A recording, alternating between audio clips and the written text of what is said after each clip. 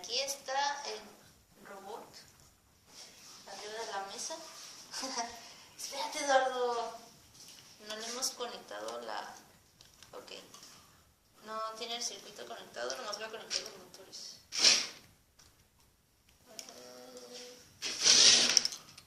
A ver. Sostén, ¿dónde está? Espérate, Eduardo. La cosa es que tienes que... Este es el motor, este es el otro motor.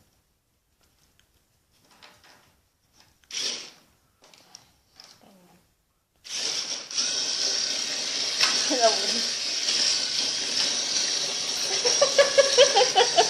Bueno, que ya.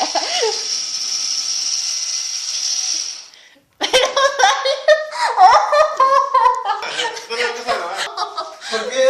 ¿Y por qué no lo conectas? No lo conectas ya.